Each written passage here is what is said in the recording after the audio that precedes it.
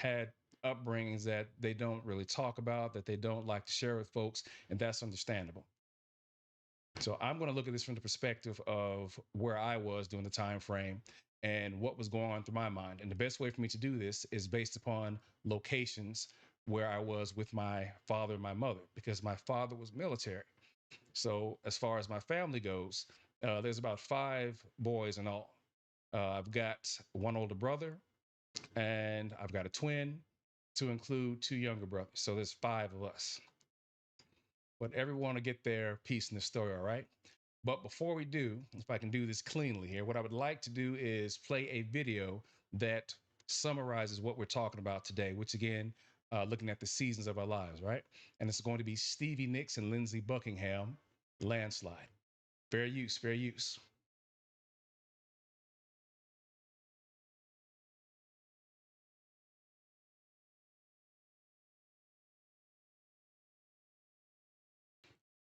So I recall that song coming out years ago. It had to be in the 70s.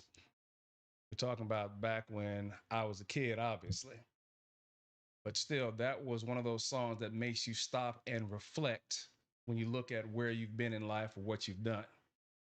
So it's like a collection of years. And I think that song is probably a better a better look at married life if you happen to be married at this point in time, because there are some people who married in their springtime and they're still married right now.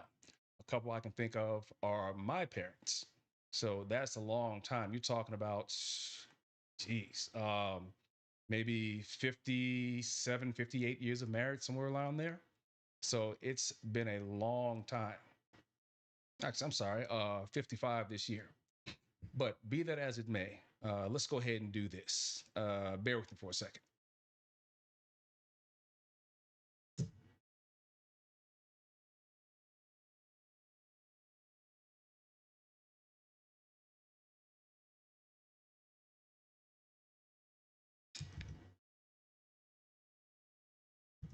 All right. What I'm doing here is just getting the next slide presentation together that I want to share with everybody.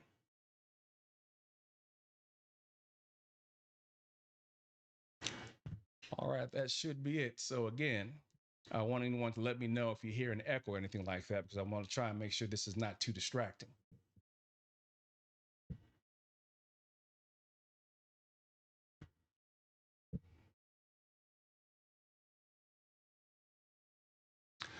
All right. So with that being said, let's go ahead and get into this. All right. So as I said, what I wanted to do is a show that's going to be centered around looking at our lives and how we go about them. So this won't be the first time that I do this, but I want this to be a brief introduction that sets the stage for any conversations that comes after this. So keep that in mind. I'm not going to get into everything today, but the idea here is still to, again, lay the foundation. So if we have the conversation later on in the future, you know where the information is coming from. All right. So again, recognizing the change in seasons, life's phases. So as I mentioned to everybody before, we're talking about 4 phases that I've broken it into: spring, birth through 25 years; summer, 26 years through 50; fall, 51 years through 75 years; and winter is 76 years and onward. Now, myself, I'm entering into the fall phase, or should I say, I've just entered into the fall phase a few years ago.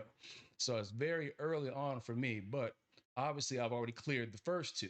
Now, if anyone is watching this in the replay, feel free to take some time to think about it yourselves. Look where you may fall into this little configuration of life that I've put together. Now, by all means, if there's any questions, I believe I've left my email address on my page. If not, send me something inside of the chat and we'll pick it up from there. All right. All right. So, spring, birth through 25 years. Also, I'm going to make this as easy on you as possible so as not complete death, murder through PowerPoint.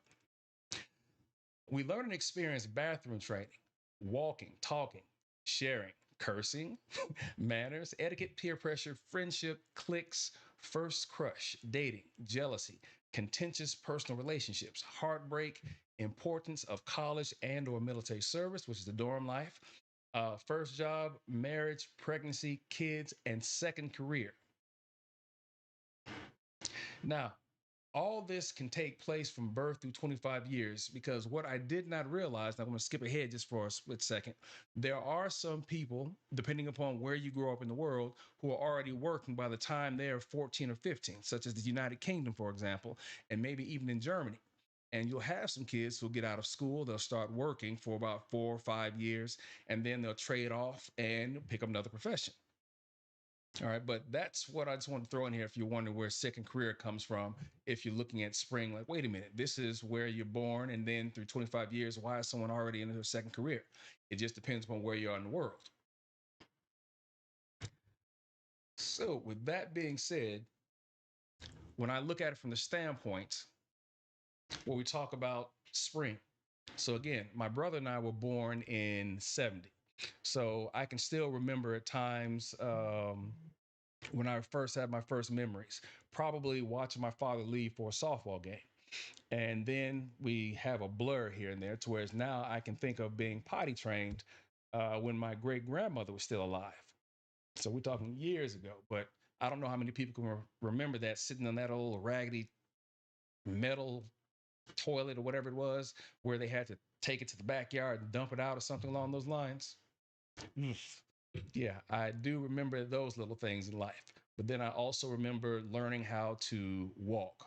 Uh, the first words, and then also stumbling and falling into walls because of the fact that when you hit a wall when you were young, I don't know if anyone can recall, but I do have memories of having horns on the side of my head from running into things.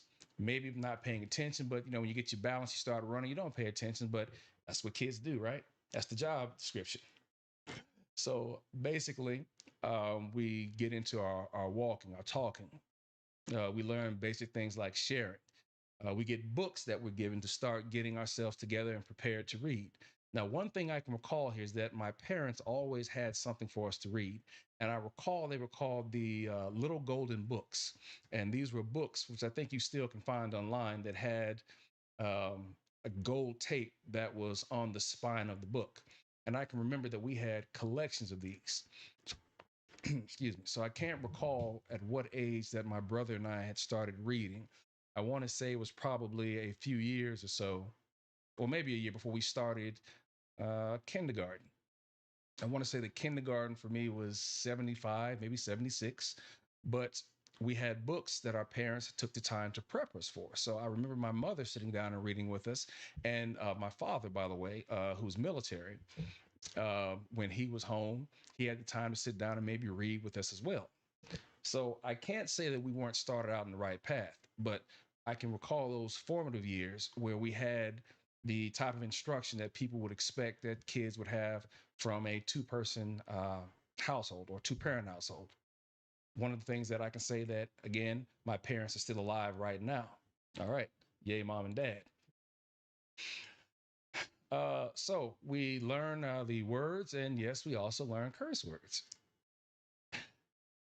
Who doesn't, right? I mean, that's just going to be expected. People do that. So based upon that, then we keep moving till we learn basic manners and we learn etiquette. Now, there were time periods where when we were with our parents, where our father would go to remote assignments and we'd be at home with our grandparents. Now, one particular assignment that he had once he came back from, I want to say it was Turkey, where he got his commission after being enlisted, we went to Minot, North Dakota. Now, in Minot, North Dakota, those are that's a cold spot. I'll put it right now. That is one of those places up in the northern tier area where it is cold. I think we spent about 4 years there. So what I want to say here at this point in time is that that's the time period where my brother and I started intermingling with other kids. We started getting into sports a little bit more. We've done it as kids with T-ball. But when you get to a certain age and you start getting around your peer groups where you start forming those friendships, those are folks that you're going to know for a while. Now, the difference here is that being military kids, there were only 2, maybe 3 years that you would know someone before their parents PCS and then you're off to the next base learning things. But before I jump into that, let me just roll back and talk about etiquette. Now, one of the things I can say about my brother and I is that there was always some type of maybe fear my mother had taking us out in public because of some of the things that we would just say without filters, because kids do not have filters. So I remember this is probably before we went to North Dakota. My brother and I were at church one day. Now we were the twins, so we got to be the new shiny objects in the community for a little while because of the fact that we were the twins. So one particular day, my mother was speaking to someone in church. I can't remember if it was before or after church, but obviously my brother and I were there, and my brother was brought over for a moment. I'm guessing that the lady wanted to say hello and speak to us because, again, we're the twins. And as she's speaking to my brother, he goes to her, "Your breath stinks." So I can't really capture the moment on the look of my mother's face, but I do know that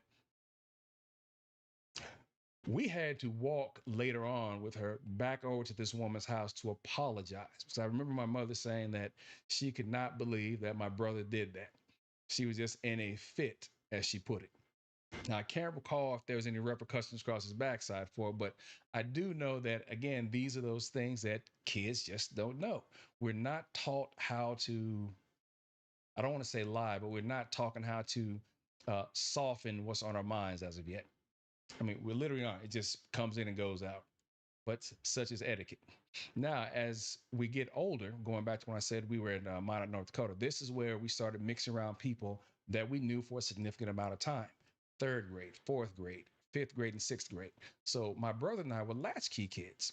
I can recall that when we got home from school at times, if our mother was not working, she would be at home making cookies. Now, what's the best thing in the world to come home to than chocolate chip cookies? So we get in, walk in the house, and she's got cookies already hot off the stove.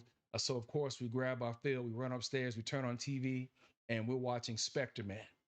So, this is what was on television when you got home from school back in the late 70s or so. So by having cookies to sit down, watch television show, and your mother's downstairs making more and putting them in that cookie jar that sits by the sink, you think to yourself, man, that's a great childhood. I've got to admit that was some of the better days. There weren't a lot of bad days, truth be told. Our parents did what they did to make sure that if there were any hard times that we were experiencing, again, if there were, we never saw that. But that's what you would expect from your parents. They're going to shield you from certain things in life to make sure that you have the best memories that you can have. So again, going through this time period as we're going through the years, we're going from the ages of 7, 8, 9, 10. We've got friends that we're growing alongside of. Some of these folks I can say right now that I still know to this day. There are a few people that I've even met in the military as kids going through school that we still may see each other as adults. How often does that happen, especially in the military? But one of the things I also recall is racism. I can remember one summer, it had to be about maybe 79, maybe 80. I'm about 10 years old. I'm at the base swimming pool and I'm swimming and I accidentally bump into this little white kid. So I come up out of the water to say, excuse me. And this kid couldn't have been more than maybe 4 feet four. I'm probably about close to 5 feet at this time. We're getting close to that. And I remember him saying to me, "Your mother is a black ninja." I said, "F you," and slapped water in his face. And I turned around and went back to swimming. But the thing is that the kid was so bold about it, didn't hurt him at one iota saying it just because of the fact that that's what he felt was on his mind. Now, of course, I'm growing up inside of a military environment. So a lot of that was going on around me as far as that time frame. That was something that my brother and I did not see a lot of unless we were home around our grandparents where they were from. And then there's a lot more of that language that you would hear more often, especially in the schools. But here in the middle of Minot, North Dakota, Minot Air Force Base, in a swimming pool, someone had the audacity to go ahead and roll up like that. But that's what kids do. We don't know the gravity of the words we speak of, so therefore we just let them fly. I can even recall being in school at some point in time and listening to a kid just say ninja, ninja, ninja, like it was nothing. Now, myself and a few other kids were standing there. I wasn't the only black kid, but we looked at him like he was a damn fool because of the fact that it was something that we didn't hear, we weren't attacked with. But to hear somebody say that as callously as this kid did, we all just made up our minds. His parents are racist. He's an idiot. And we left it at that. Now, I can't think of what other kids would have said themselves had they been in that situation, but mileage will vary, right? So, anyway, going along here, we're talking about now, we're getting up to that point to whereas we're developing relationships and we're also recognizing girls. If you're a guy or as a girl, you're recognizing guys. All right. So, fellas, I'm sure that I am not the only one who's been put in a timeout for dropping a pencil on the ground and then looking upward as some little girl walked by. Yeah, I did that once, and that's all it took when I got put outside to stop that mess. But of course, when you're kids, you're like, yeah, man, I did that shit. And you get high fives in the playground, but kid stuff, right? But nonetheless, you let that go. Anyway, I can recall that's the point in time where you start getting to that age where you're starting to give Valentines, you're starting to pass notes. So now we're starting to move into that phase where we're considering what happens with relationships. We're starting to make some sense of what's happening around us. So who can remember when Valentine's Day used to come when you were 7, 8, 9? Everyone had a Valentine, so everybody got one. But the older we got, we started being more specific about who we gave them to. So now we're talking about the first signs of jealousy. I gave my Valentine to Jennifer, I don't know, or Charlotte, Pam, whoever. But then I also noticed that Todd, Keith, or Deshaun gave his Valentine to her also. So she's over here racking in Valentines. You think to yourself, well, why are you getting a Valentine for anybody else? You've already got one for me. So the stupid thing here is that that is a repeat behavior that we all see further on down the road as we get older. But the thing I'm making here, the point I want to make here is that we're sitting in that bucket now where there's a small level of, again, jealousy that's starting to boil that, well, I want to talk to her. Why are you trying to talk to her? And then remember how you would get upset and then you would go back and, well, I'm going to take mine back because you've already got one for somebody else. Now, that's a shameful way to behave when you get to be older, but we do know that people do that as they get older. But anyway, let's go ahead, we'll step it up. So that's right around 12. And then you get into your adolescent years, 13, 14, 15. Now, some people are actually out here dating. And you're hearing them talk about spots that they're going to on the weekend. Yeah, man, we're going to go to such and such. And you're saying to yourself, how are you able to go out and do this? I mean, where are the grown-ups? Again, this is what myself and my brother are thinking when we go back to live around civilian kids who are not on base, to whereas you have the youth center, you've got the shuttle bus, you've got something to help you get around if you're not driving just yet. That's one of the things I'll say about being in the military as a military brat. Depending upon where you go in the world, you may not have a driver's license, but you can end up in some foreign country and you'll end up taking taxi cabs, or there's some type of shuttle system to get you to and fro. Now, I'll spend more on that here in a moment. But again, as I said, we left Minot, North Dakota. If I did not say that, we went home, stayed for about a year and a half or so while our father was overseas in another remote assignment.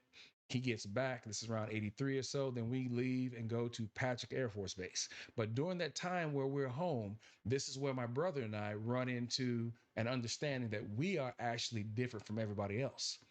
So we left Minot, North Dakota, I want to say 1982, came back to our small hometown, and we attended school there for about a year and a half. Now, keep in mind, we've been around kids who've been a part of this private school system we've been in, Department of Defense Dependent Schools, or DODS. So everybody that we've been to school with from third, fourth, fifth, and sixth grade, everybody has slept at each other's houses. We've gone on camping trips. We've gone on picnics. We've all been white, black, Hispanic, Asian, different religions, Muslim, Jewish, Christian kids, you name it. We're all together. But when you go back to a small town in Tennessee where that type of stuff isn't done and you speak the way that you do, you draw attraction. Or should I say you draw attention? You attract unwanted attention. And that's something that my brother and I found a lot of. So as a result, when we were back around kids who had been in one space their entire life, the same friends that we may have known while growing up, but here and there, when we leave to follow our parents around, we lose contact. But when we get back, you walk up and say, "Hey, what's going on, Woody?" or something like that.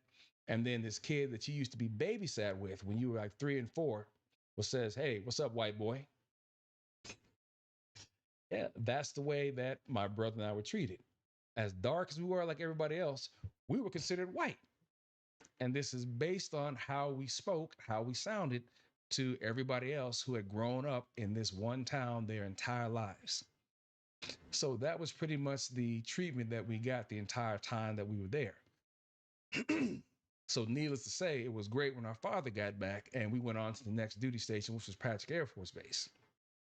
Now we got to Patrick Air Force Base. Now we're teenagers. We're in the midst of it now. We're now associated with kids who are civilians, who are able to get up and just go to parties whenever they want. And again, we're maybe 14, 15 years of age watching this. And I'm asking the question, so who did you ask permission to go do this? There you go. So stamp, we got ourselves labeled again, more so by about just our behavior of always being on a military installation where you've got this bubble that you grow up in. So because you grow up in that particular bubble, you have certain do's and don'ts that you understand. You have certain limitations that exist to you. But when you move outside of that bubble and you get into a public environment, that's when you get a real assessment of who you are, what you know, and what your value is. So I'll make this statement right now on value. Value has no worth unless it's returned. All right. Value has no worth unless it is agreed upon. So if value is not agreed upon between two people, you've got that mismatch. So children don't look at that from the standpoint, or even young adults. They look for someone who's going to be a part of the crew, who's going to be able to keep up with whatever they do, and who's not afraid to make certain decisions or take certain actions. All right, so granted, let's say that now we're talking peer pressure. I think I pointed that out before. If not, let's go ahead and take a look at the list again. So we have peer pressure, we have friendship, we have cliques that are now forming, and there's the first crush, to whereas now you meet the first girl that you really want to send that Valentine's Day to, but she may not be the girl who wants to be around you for the longest. I'm not saying this is me. I'm saying that other guys that I've seen at this point in time. She doesn't want to be around you. She'll take the Valentine, maybe not talk to you, but that's some of the things that you have to get accustomed to because it's early in the game. You're not always going to get it right. So I believe it's also called puppy love. So from there, I think I mentioned the jealousy, but then if you look at this, that's not the only time that you're going to experience that. So we get to the point now to whereas we move overseas and we're at RAF Bentwaters, UK. So shout out to everybody from Bentwaters UK family. By the way, before I forget, Sophia Maxwell. Happy birthday. So just in case you thought I forget, I did not. If you don't catch this right about now, I'll let you know later, at least point out the timestamp where I said so. So RAF Bentwaters was probably one of the best assignments that I can think of that we've been with our father on. Not to mention just being overseas for the first time. Now, I went to a high school that was called Woodbridge American High School. And this was at Woodbridge Air Force Base, United Kingdom. And my father was stationed at Bentwaters. So at that time frame, we're talking about 86 or so. Now, this is the sweet spot, the cush time of being overseas. So imagine being overseas for the first time, and then you're around guys a few years older than you, GIs who were 18, 19, talking about when they got out of school just the following year, and now they're overseas. And you're looking at this, you're thinking to yourself, man, that's what I want to do. I want to be a GI when I get out of high school. I want to be able to come back over here and just run the streets and hang with these cats. And that's one of the things that I did before I even left high school. It wasn't a it wasn't unnormal or not normal for kids to get out of high school, get home, do our homework if you did your homework, and then be back on base, hanging out with everyone that you see during the course of the daytime, but also catching up with some of the GIs that were close to your age, maybe a year or two off, depending on if you were a junior or senior in high school. But you would go and hang out with these guys, and this was that clique that you had also. So you got your kids you hang with in school, plus you had the kids that you hung with who were in the military, depending upon if they were on shift or not. But going into this is where you start getting out of that thing of, I'm not going to be at home forever. I've got to now start considering, oh, wait a minute. Once I graduate, I can't stay here anymore. And that's when life starts hitting you in the face. Or if it's not that, maybe it's a fight you get into at school. Um, Maybe it's something that you said cross to a parent. Who knows? I'm just throwing jokes out here right about now. But nonetheless, eventually you've got to go. So what do you do with yourself? You join the military. What else are you going to do, right? Well, you could go to college. I remember when I told my father that I was considering going into the military, he said, hey, if Rockefeller's kids didn't have to go to college, why do my kids do? I said, well, for one, I don't have Rockefeller money. Not to mention, college was not one of those things I was ready to do anyway. And as a result of that, my brother and I, once we graduated from high school, we went back home to stay with our grandparents, or at least my grandmother, for about a year or so. So my grandfather had passed away. So we were there going to a local college, Jackson State Community College, from our little small town of Milan, Tennessee, where we were from. So we tried that for about a year. And once again, it was just that adjustment of being in a military environment, trying to come back and exist in a civilian lifestyle. Again, people knew each other from day one. We knew the same kids, but we were not like the same kids. So therefore, I can say that in life, my mother had made this statement at one point in time. We had more than the average black child, but as much as the average white child. So that was something that came with having parents who were in the military. You had the ability to get away from where you were and experience life from a different perspective, as opposed to being in one place the entire time. Now, granted, I did have some friends who joined the military and left as well. Some stayed for a year or two, came back home. Some actually went for a full military career. But the thing here is that no matter what you do or where you go, if you weren't from there and didn't stay there at least up until graduation from high school, you were not looked at the same as everybody else. At least that was the case with my brother and myself.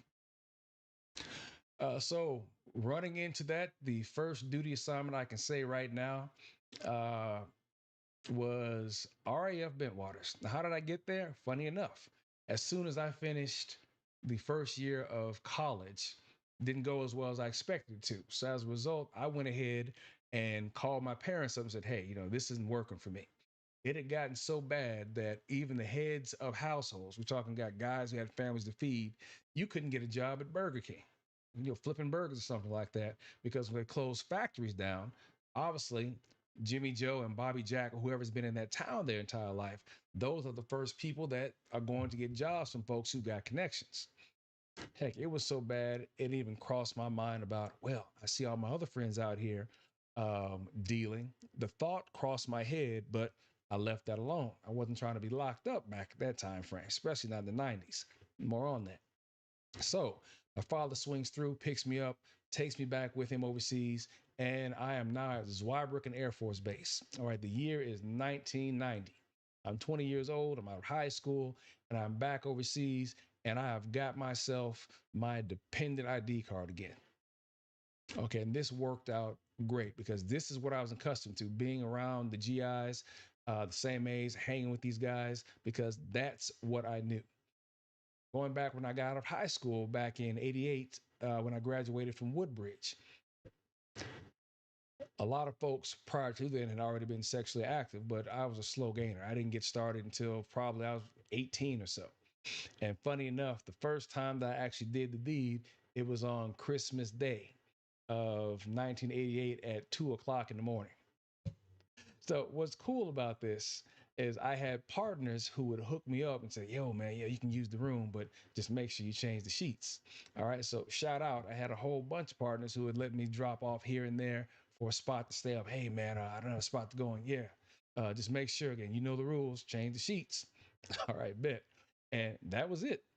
So needless to say, I got my ends when I could get in at that point in time frame. So moving back from that, um, being back in again Germany, being back at a point to where I had an ID card, that's the life that I was accustomed to.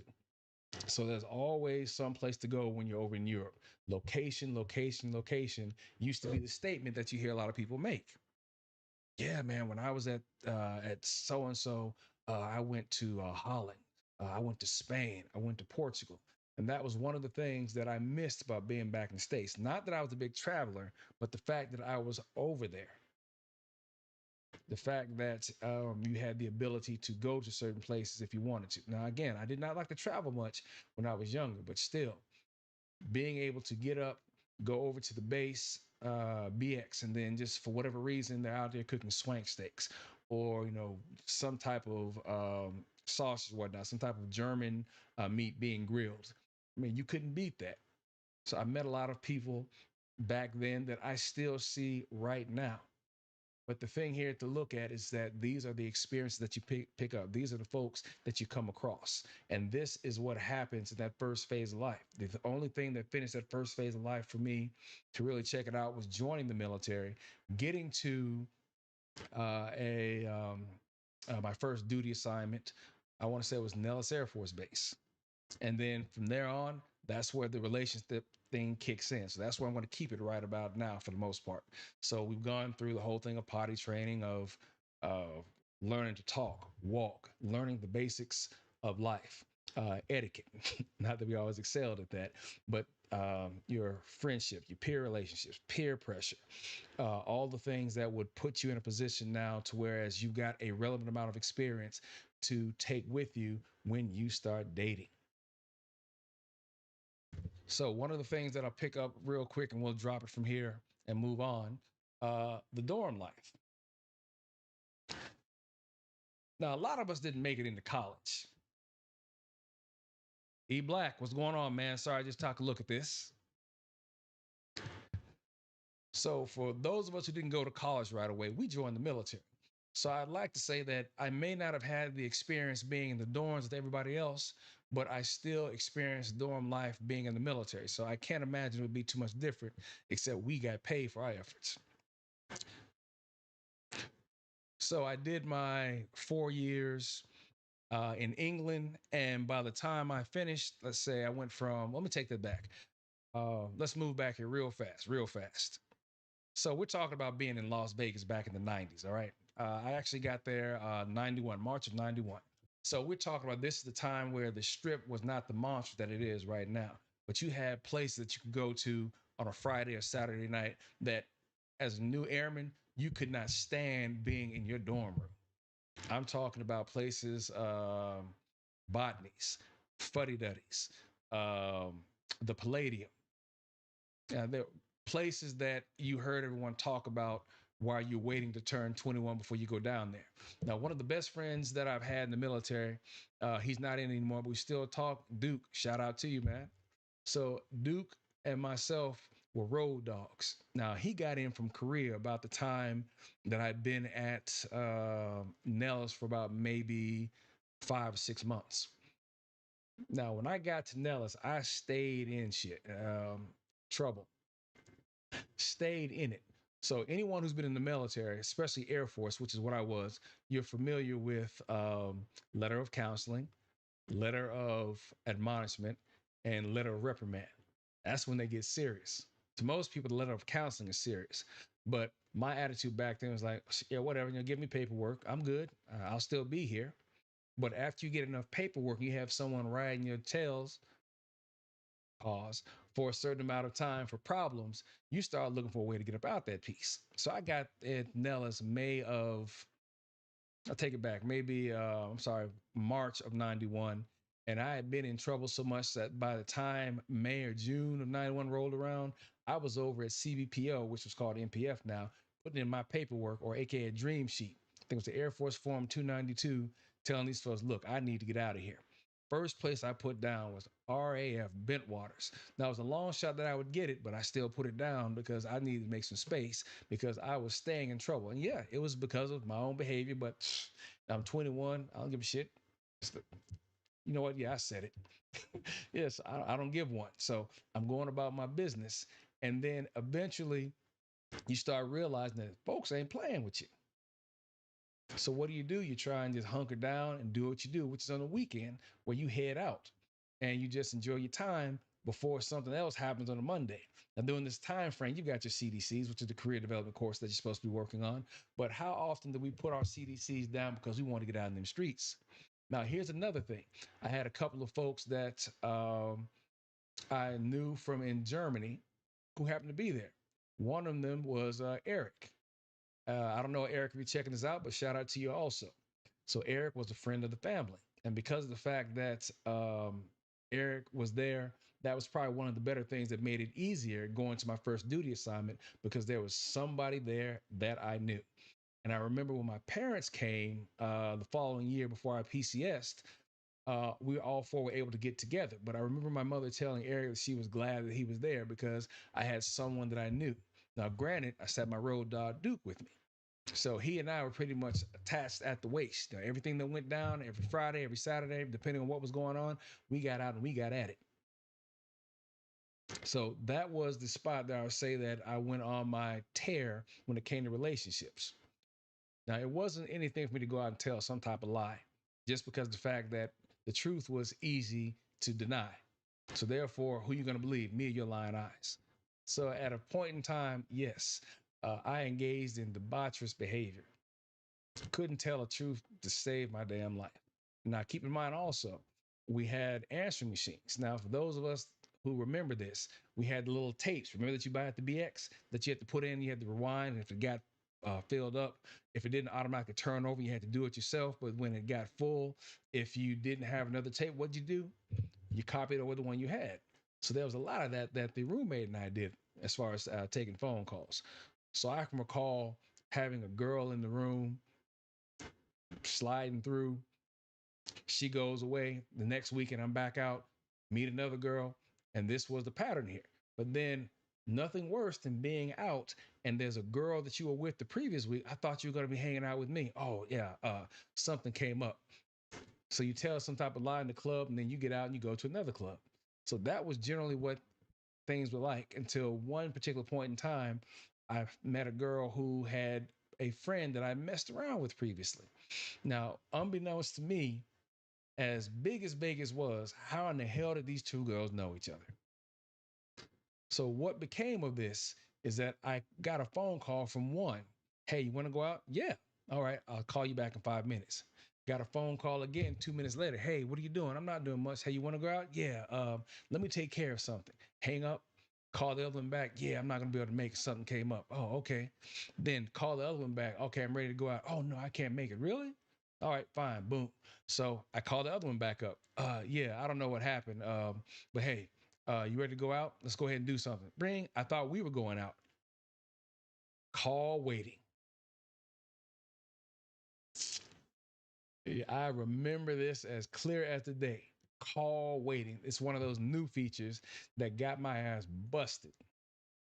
And from that point on, I had a cold streak for about a good 2 or 3 months because these two girls knew each other and knew cliques out in Vegas and shut our shit down for a minute.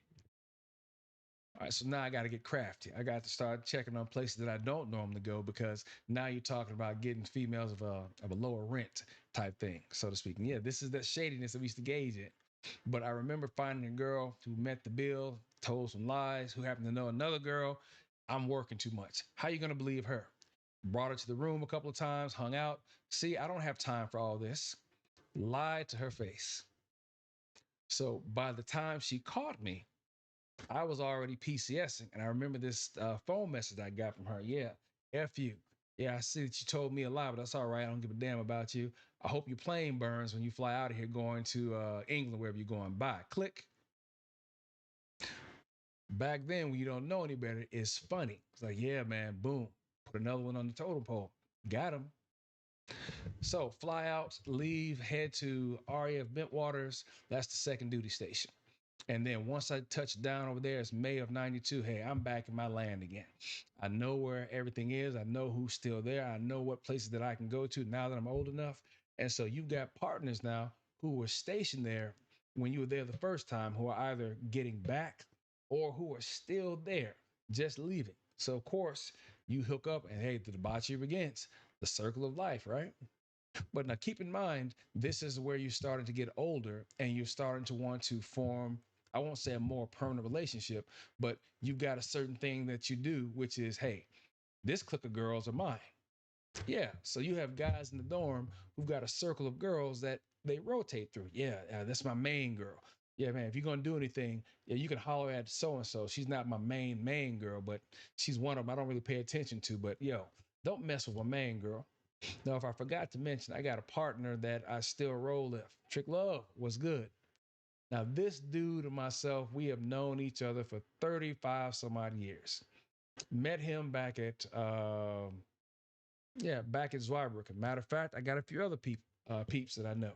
Teach was good, man, if you're checking it out. Danny, what's happening? Nicasio, if you didn't get a bump from this link, I'll catch you up on it later. Now, these are my road dogs when I was in Germany before I left to join the military. Now, these guys I hung with solid, whether it's in the gym, whether out clubbing, or just over in the dorm. These are my dudes. Now, granted, once I left the military, I didn't see most of these guys for years, but I'll pick up on that. So, by the time Bentwater shuts down, and I've already done my little run through, just messing with all the girls, having women who had kids that you made sure that, okay, you did at least a couple of kids because when you go out, they can't be out. They've got to be at home with their kids. So this is that nonsensical strategy that a lot of us used to run with. This is what we thought that would keep us safe while out in the streets so we could avoid any type of nonsense, meaning some type of blow up. But it didn't always happen that way. So the most parts of the story, so I can just get away from this so we can get to the next phase, is that heartbreak is something that you don't plan on. You don't plan on a girl, which I happen to have met, to be someone who says, "Oh yeah, I want to spend time with you." You guys are, sliding through, but then one day she just says, "You know what? I'm bored. It's not working. I'm leaving." So you think she's driving away. You walk outside. She's over at the dorm next door talking to the dude that she broke up with to talk to you. Next thing you know, they're back into it.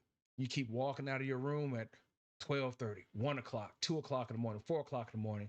Her car is still parked there. So you know what's going on.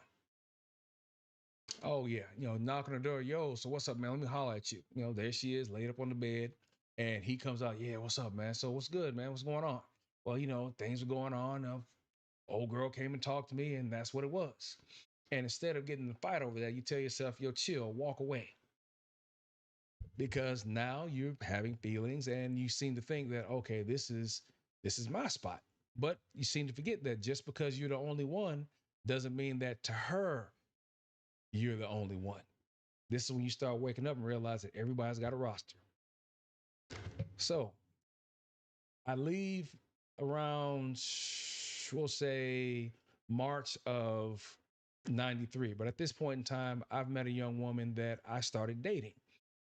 We happen to have been together from 93 until 95. So that was my main girlfriend for that point in time. So you might say that I left the situation, but I got into a better one. It was kind of steady because she also had a job. Now, that was one of the good things that you can do for yourself is find a girl who actually had a job, had her own money, which means that now she won't be in your pocket and you don't have to spend money all the time trying to go out to her spot, buying everything, food, whatnot. If you're going to go someplace, it's always on you. So it's always good to have that arrangement. So we were together for a couple of years before I left in 96 to go to, I want to say it was Osan. But during that time frame from 93 to 96, I was RAF Lakenheath, England. So a shout out to you, Sean, if you're checking this out. So this is where I met another crew of brothers that were at the job where I worked, which is with the security police squadron. Pardon me for a second. So now I'm getting into more of that extended dorm life. So I was at the dorm life type of lifestyle when I was at Bentwaters. But again, when you get to a new base, it's this new dorm, same thing, different folks. So you all keeping the same type of motion, as kids like to say. So at that point in time frame, you're talking about the mid 90s. So it's just jumping off over in the UK. So there's this club that's called the Galaxy Club. And I want to say in 1995, Playboy magazine listed it as one of the top pickup spots in the world. So you know you got to put in work to get over there, right? Now, the whole time that I was dating my girlfriend, no, I wasn't active in that. But when the relationship went to trash because of me, I'll say right now, sometimes there's some things that come out of your mouth that don't need to. And it is something that will affect people. And you just never know how long it does. So just understand that words hurt. I'll leave it at that. So we broke up due to my stupidity. So I'm back out on the streets again. So I try running like I used to, but I realized something. I'm not built for that anymore. There's this thing of, crawling out of windows or going through back doors, hiding, all this type of stuff that you don't want to do, especially now. Yeah, I mess with a few married women also as well. Now, it doesn't mean that I always pursued them. There was ample pursuit from them also. I didn't have to reciprocate, but come on now. I'm under 30. Of course I did.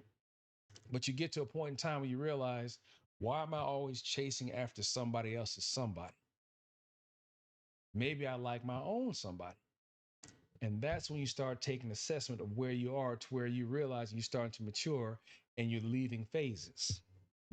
So I know that was a long one, but that is the baseline here with spring. So we've got a lot of what I've discussed here that pretty much has laid the groundwork. So let's just take one last look at a few things here. We talked about dorm life. The first job for me, it may have been Burger King, but my first real job was the military. And for some folks, they're already married. They've got kids. And like I said before, depending on who you're dealing with, this is a second career. I was meeting people who had actually started a career when they were 19 or 20. By the time they were 25, they decided, you know what, I'm going to join the military. So these were sometimes second career folks. All right, moving on. Now we get to that stage that I can speak to again, but I'm going to ease up a little bit because I want folks to now just take some time and give some thought to this. Now, we're talking the summer season. Now that we're in the summer season, this is where a lot of us are going to start sowing our oats as far as looking for marriage. So let's take a look at this summer 26 years through 50 years. Yo, Rich, what's going on, man? Shout out Richard Alba. Appreciate you stopping by. So, in the summer phase, in this phase, we see dating, marriage, kids, graduate, doctoral, postdoctoral, the corporate ladder, divorce, remarriage. You know what? You can all see it for yourself. So I'm going to spare you guys from having to listen to me read through this. I'm just going to highlight a few points here that I can speak to of this time frame. So around 26 or 27, this is when I first attempted to get married.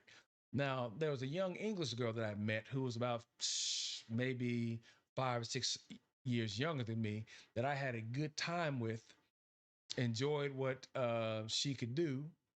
We did have a good relationship. let's say, outside of uh, being horizontal. I'll just go ahead and put it that way. But still, past that, there were other aspects that we sometimes shared. But then I realized at a point in time that when I was calling to check up on her, there was always an excuse why I couldn't find her. I remember at one point in time, I drove about an hour, rented a car because I torn mine up. Excuse me. Drove out to check on her. Met her at her club. She's working. Oh, you know what? I'll get with you after the club.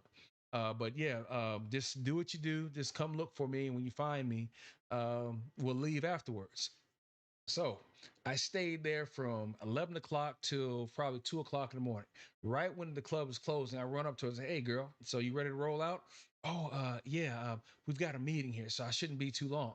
So club closes down. I go outside, get in my car, and so I spend another 30 minutes waiting on her.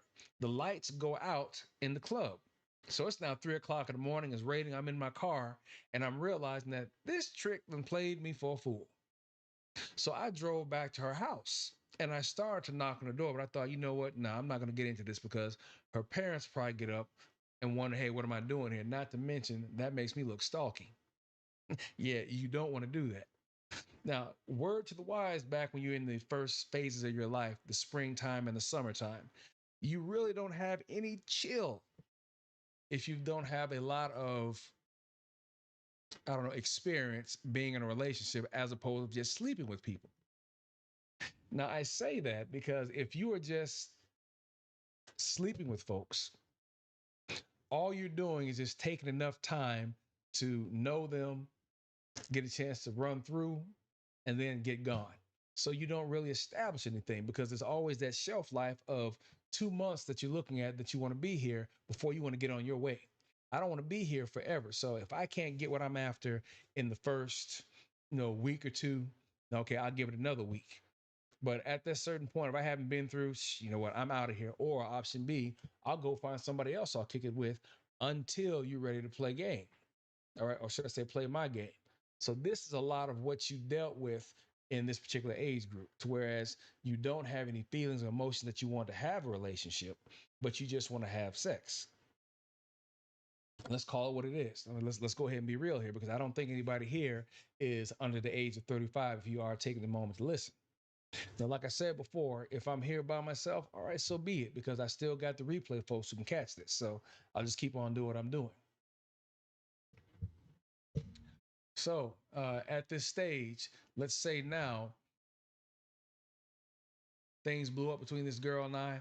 Hey, it's time to get out of here. I've got an assignment to go to Osan Air Base in South Korea. So it's about April or May of 96. So as you can see right now, I'm in my summer years. I am just starting out. So this is also the time frame where Tupac and Biggie were killed. So these are the biggest things I can think of transitioning from spring to summer.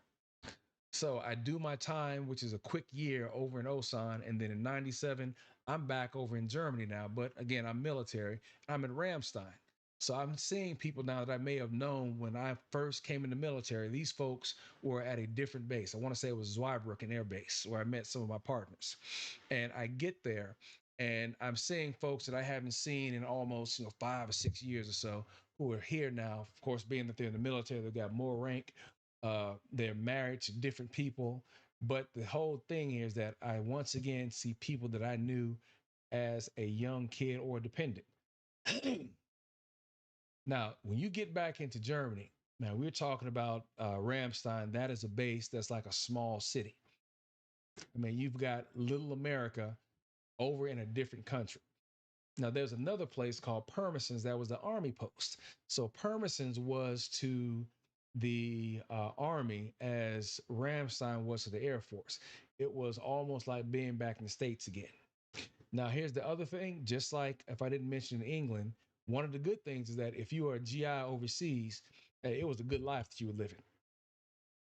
Now, I can say that I ran that lifestyle when I was in the United Kingdom before I was dating and a little bit after I was dating my long-term girlfriend. But once I got to Germany, I tried it out one more time. But hey, what can I say? It just wasn't the same anymore because after you spent time with one person, you get comfortable not telling lies, juggling lies, making up more lies to cover your first lie. So that mess gets to be an ass pain after a certain while. How long can you keep up telling those lies? After you tell that first one, you got to keep telling it. But nonetheless, the thing is that when you get into a certain clique of folks that you know, sometimes the lie isn't even necessary. So I became honest Abe at that point. But I'll put it this way, just because I'm not out here doing it doesn't mean the job is still not getting done. So again, I'll take this time to shout out some of the partners that I knew over there. What's going on, Dwight? If you happen to catch this, Dwight is one of my partners I knew back in the day when we worked over at the command post. That is still in contact with me right now. Matter of fact, he's only about an hour, maybe 2 hours up from me. Where I live here in Virginia, we get together and we still go out. So anyway, there's a crew of us now that are tight and we hang out and we roll together because we all have those affiliations. Now, granted, Dwight being the married guy, he couldn't do stuff that I and my other partner's name is Kelvin, who I haven't seen in a minute. Kelvin and I would be road dogs on the odd weekend here and there where he'd take me to the outer reaches of Germany. And I'm asking, man, where in the hell did you find this spot and this girl? You know, so he had one of those career fields where he went TDY a lot. So when he went TDY, you know, he went TDY and he found stuff, he found people. And some of that was fun to catch up with some of your partners because there are places and things that you wouldn't consider you wouldn't doing that you got partners who would do. I say again, just because you're not doing it doesn't mean it's not getting done. But in this time frame, that's what the military life is. But if you transition and look at it from the civilian standpoint, what were these guys doing? These guys were leaving college, getting jobs, then working in the corporate environment, working their way up the corporate ladder. Whereas most of us in the military, we were just concerned about trying to make staff before we get kicked out at 10 years. So once we do make that rank, now you've got another, well, you're guaranteed at least 20 years in the military. All you had to do was make E5. So I recall that I wasn't real big on college at the time because my concern was just getting after them gals. But after a certain point in time, you start realizing you get into that wall. Whereas, hey, Airman, do you plan on making rank anytime soon? Because you're getting close. Now, I want to tell you right now, there's nothing worse than looking at a man who has lost his job in the military because he did not get promoted. That's something that you do not want to have on your back, especially if you have family. So as a result, I had to start tightening down and making sure that I got myself promoted. So I didn't make E5 until my 8th year in the military. Yeah, I want to say it's about the 8th year, fall of 98. Excuse me, fall of 98, where I finally got promoted. So at this point in time, I've already dated a few females, had a fiance who I tried to get with. Matter of fact, it was a little English girl I was talking about. We decided we were going to get married. She came over. Things didn't work out. Played me like a fool. Took her out to a club one night. And I could have sworn this girl got a phone number from somebody. What made you say this? We're out at the club. And I remember her making a statement. Hey, you know what? I want to walk around the club by myself. Now, at this point in time, I didn't have any cool about me. No real chill. But, you know, you try and play it off. Okay, yeah. Yeah, you go ahead and do that. I'll be good right here, knowing that you're flipping out like who's she going to talk to, who's going to try and talk to her. So I had no game at that point in time. I was still of that mindset that if I can't see her, she's doing something, because that's how I thought things worked. If I'm not doing it, somebody's out here doing this. Needless to say, didn't work out. She goes about her way, meet somebody else. I met a narcissist of a female at this point in time. But what you expect? 6 feet, bad from top to bottom. But the problem is that she had an, I won't say ex-husband, but she was separated. He was out of the house, living someplace else. But she had him and another dude that she was seeing that she'd go back and forth between. So obviously she didn't want to be alone, but she wanted a different option. And I happened to show up at a good time. So this goes back to, we'll just say again, it's dating. It's real loose, but this is that summer phase now. You're 26, you're going to the gym, you're in shape. This is that time frame where it was the gym when you got off work. And then once you got off work, got through the gym, then it was out in the streets. So that is what went on in that time frame where I may see you out here. Heck, I may even see somebody that you know, and that's not your girlfriend, or sometimes that's not his wife. But the code used to be, hey, what I'm out here doing, don't be out here chewing, telling nobody. And so I will say, and I'm not giving any names, I'm not saying that the people I've mentioned right now are these people, but I can recall seeing people that I had worked with in different areas who were out and about, and you're asking the question, yo, son, don't you have a family? Why are you over here and you're not home with your wife? Now, the only reason myself and some of the guys would say this because we're being haters, like that's the girl that I want to talk to. You got a wife. Why are you over here messing around in my side of the swimming pool? That's just how the game works. You either make statistics, you take statistics, or you become a statistic. At least that's what I used to live by. So in this time frame, when I'm still single, I'm in my now late 20s, getting ready to go into my early 30s. It's all about being out in the street again. Now, at this point in time, I want to say towards my late 30s or so, this is where now I have run into my soon to be wife slash ex wife. Now, when I saw her out at the club one night, she was out with friends. I remember just looking and saying, God damn, my exact words, because it looked like someone had drawn her on paper. That is the best way that I could think about this. Someone had literally drawn her on paper and cut her out. So I stepped on a couple of dudes getting over there to talk to her. We exchanged phone numbers. I just turned 30 or so, somewhere around there. I want to say 30. And so I'm leaving my phone number and I'm hoping she's going to give me a call back. I break out for the States for leave for a little while. And it took a couple of days, but she finally called a few times, but didn't leave her phone number. When she finally left her phone number, I was still over in the States, but I called her as soon as I could, and we started that rapport. So I get back over there, and fortunately enough, she's right around the same age as I am. But here's the thing, though. I'm still of a mindset, and I'll put it this way, that it's time to grow. When I say it's time to grow, it's that you have to stop behaving in certain ways. And the only way you can do that is sometimes through experience. Now, I don't know if anyone has ever heard the statement that sometimes you got to have your heart broken and your ass kicked in, pause, with a foot, before you actually wake up and realize that, hey, I'm simping out here. I mean, yeah, I will admit that when I was younger, I can't say that I'm the only person, but I'll admit, yeah, I simped a little while. I remember being that guy who there was a chick at the gym. Her name was Cindy.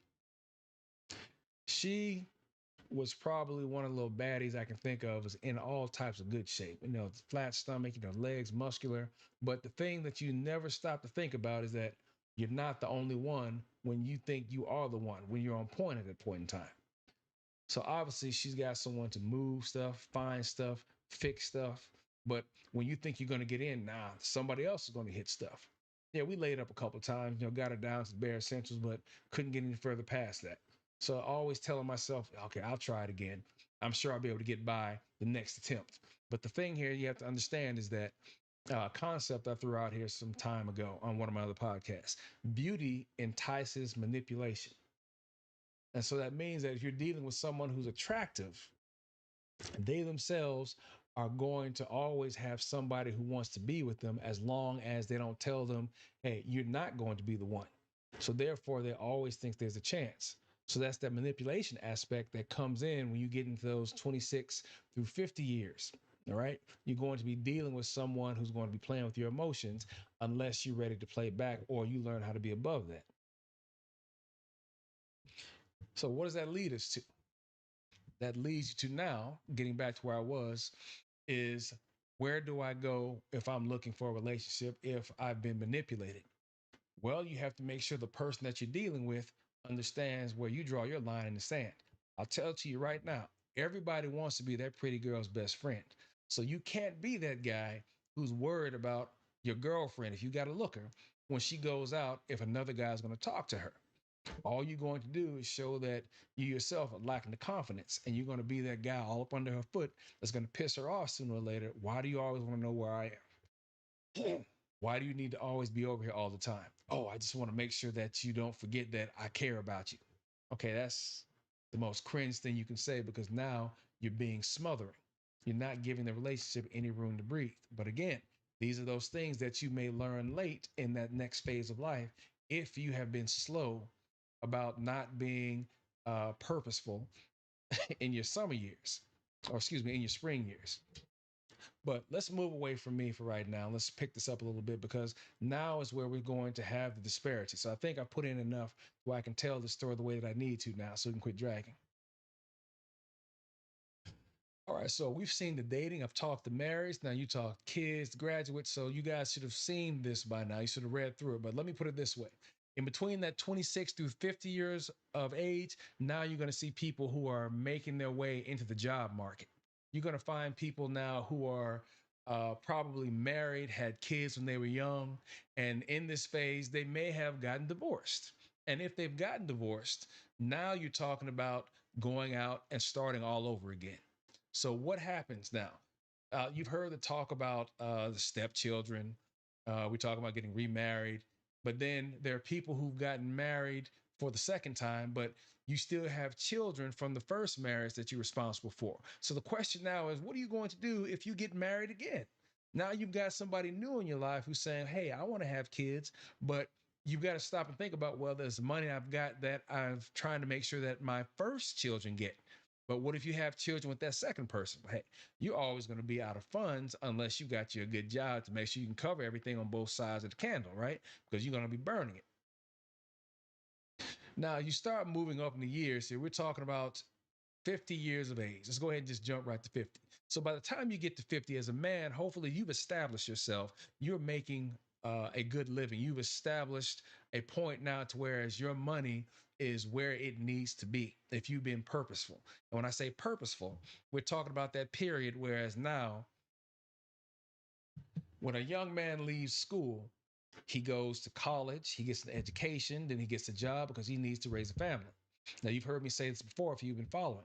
A girl would leave home, go to college, and then hopefully find her husband while she's in college. Now, what happens today is that a guy will leave home, he will go to school, get his education. Once again, after leaving, get a job, and then from that job, he's expected to raise a family.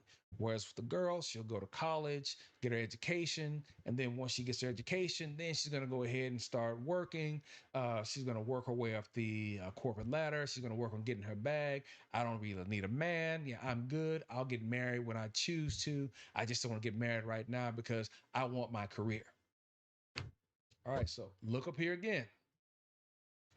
So we've gotten to that point now where you got this guy who's been on his grind for, 15, 20 years. He's turned himself into something.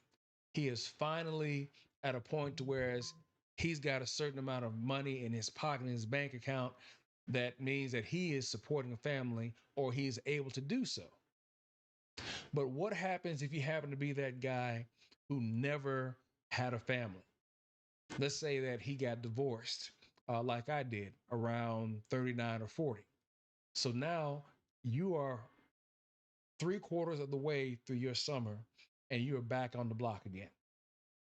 Now, at the same time, there are people who may have already had their children when they were young. Let's say they had children right at 20, because I would see this in the military. That 20-year-old who had kids is now the same age as you with grown children. Now, funny enough, sometimes those children had children.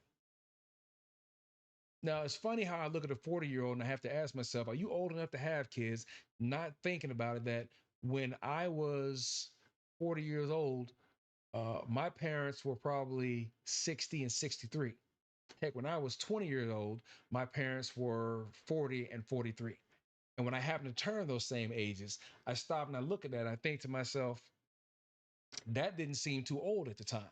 When you stop and look at the phases in life that you're going through, you start to get a perspective of where you are in life and what have you done with that life up until that point.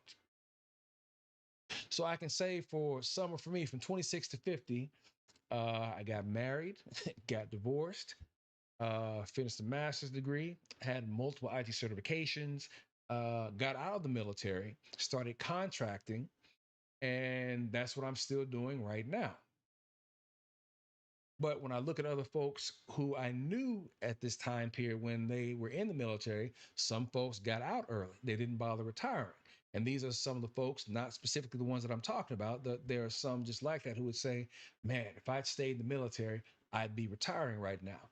And the reason why I say this is because when I got out of the military at 40, actually 41 years of age, I had a full military retirement. And I can tell you right now, there's nothing better than having that money to fall back on if you're in between jobs, either if you got laid off, which I did a couple of times um, back in the day when I was younger, or if you're working the way they am right now, where I have maybe 2 week, 2 month gig here, 3 month gig here, take a little bit of time off. So I've got the money that I've made from that to include my retirement. Yeah, I can sit up pretty for a little while until I need to go back for the next job. But some people don't have that. Let's talk about healthcare. So I have that as well. Vision, education. I can go over to the local VA if I need to. I don't know, for aspirin if I needed that, or just something mundane. But the thing is that that's one of the best payoffs of being in the military. By the time you get out of the military, you've got your, excuse me, if you do 20 years, you've got a full military retirement that will at least, like right now, this pays for my house, pays the bills. And any money that I make from the company that I own, I do contracting with my business partner, shout out LJ.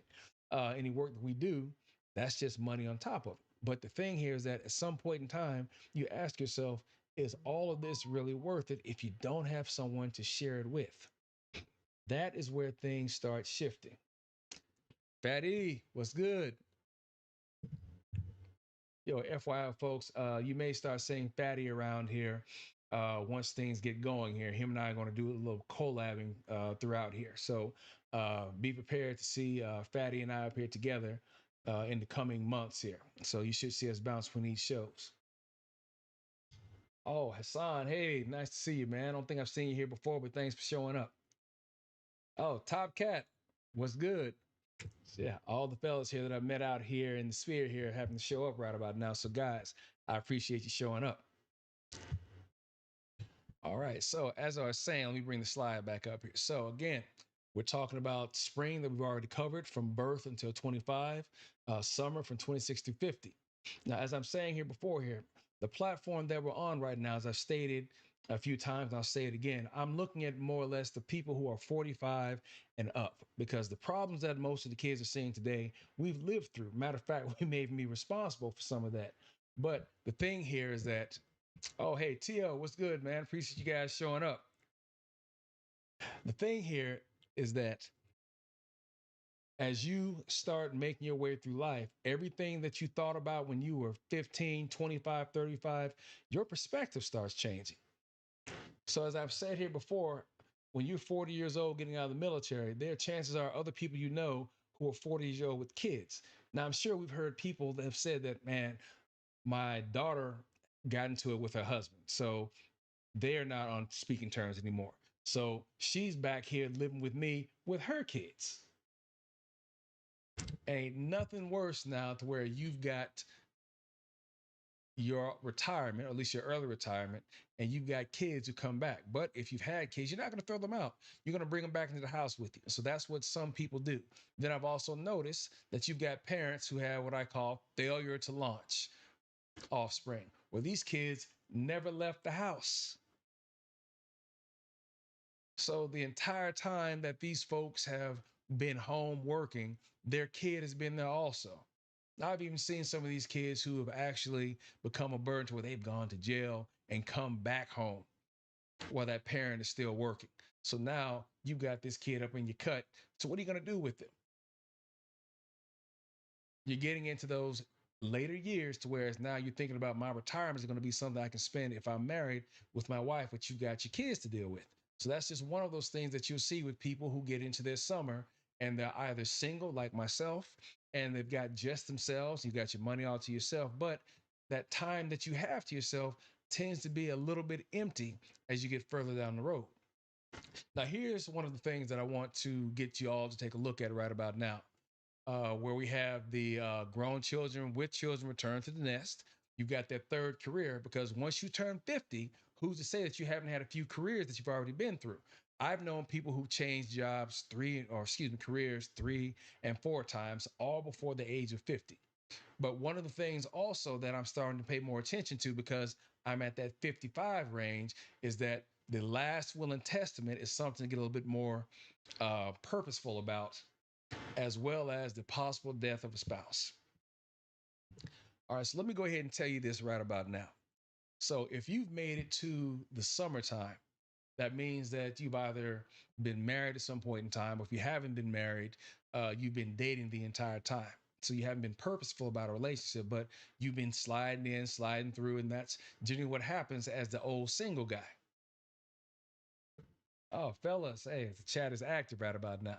Hey, again, glad you guys showed up. Salute.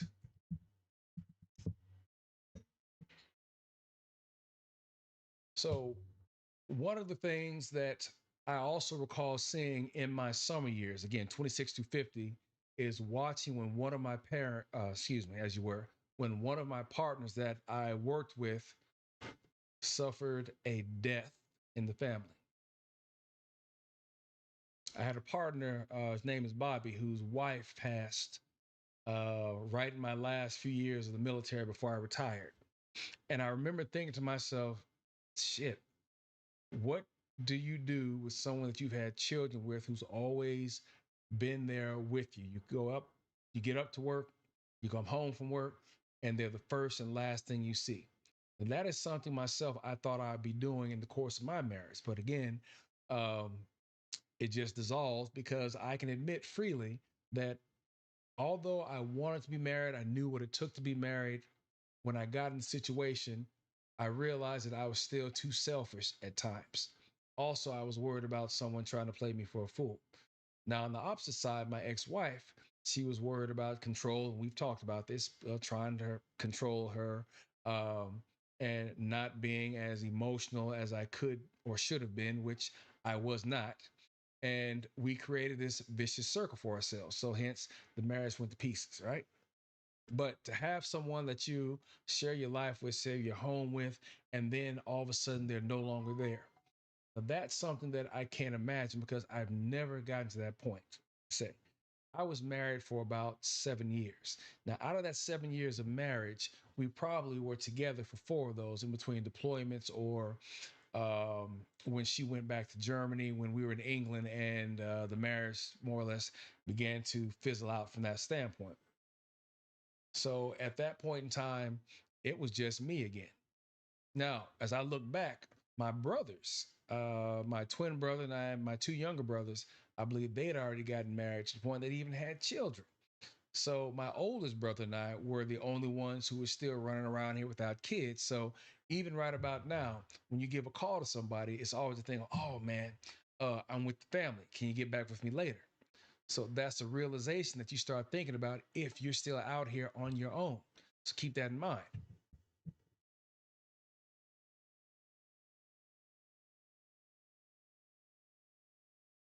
All right, so now let's go ahead and check it out. Here is the fall.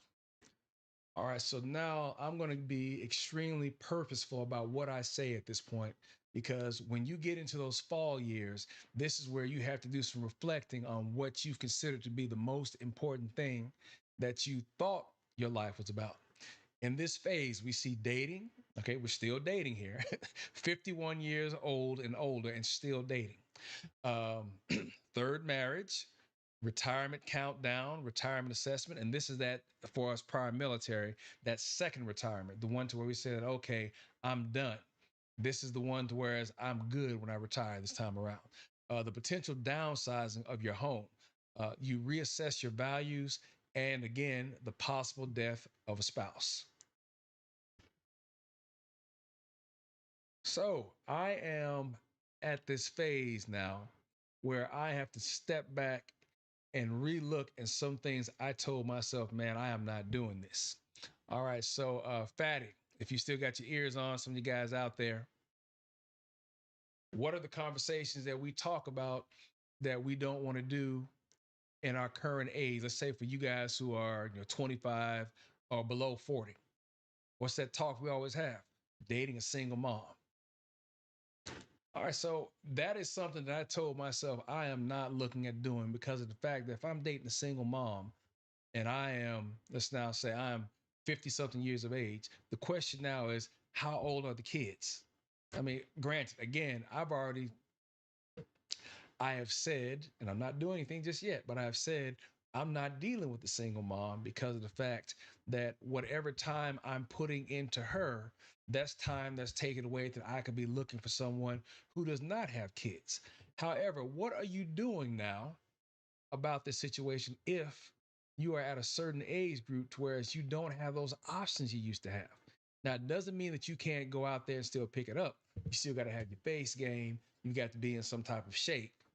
But sometimes those options just aren't there. Now, I'm not going to say that I am out here spending my time looking for a wife. No, I'm not saying that. I'm saying that if I were to go out and look for that, I may have to readjust a few things. But that is the one thing that keeps me thinking now because I don't know if any of you caught one of my shows a few weeks ago, but I had a show that was called "She Wants a Severance Package, but She's Just the Next Girlfriend." So you've got girls out here looking to date older men, but before they date that older man, they'll all of a sudden slide up and say, "Hey, so you want my time, you want my body, you want my youth and everything. So I need to make sure that I'm still good. So in order for me to be good, I'm going to need you to sign this severance package." Girl said, "What?" Yeah, you had women out here pushing this to the younger women. Hey, girl, if you date an older man and he wants to talk to you, but he decides he wants to be done with you, don't let him get away with that. You need to make sure he signs a severance package. And what's a severance package? It's girlfriend alimony. So this girl is not married to you. She's not taking your last name, but you let her in your house. She's been there for 2 years or more consecutively. And then all of a sudden you decide, you know what? It's just not working between us. So in her mind, like, oh, well, wait a minute. What am I getting for this? You getting the hell out. That's what you're getting. Oh, no, no, no. No, she actually thinks that you need to pay for her until she gets another boyfriend or at least some way to pay for herself because in the words of some of these girls, well, you've put me in a particular lifestyle that I'm accustomed to living with. Now we're talking about guys who are making like this 300 or 400,000, those type of dudes. I do well for myself over 100, and I try and keep it there and above, no lower than that. But still, these girls are not out here. Oh yeah, yeah, Top Cat. This is one of the things I wanted to catch you up so you and I can collab on this. But there's another time, man. We can do this again. But yeah, you've got girls who feel that this guy should take care of them financially. She wants to keep whatever car he's bought her. She wants to live in whatever apartment that he's paying for if she's not staying with him completely. She wants her bills still paid because of the fact that, well, you know, what am I supposed to do with myself now? I don't have anything. So the question I thought about is if you've been with this dude, again, this older man who's over 50, all right, again, all 51 years to 75 years, this guy has spent 20 or 30 years building himself to where he is.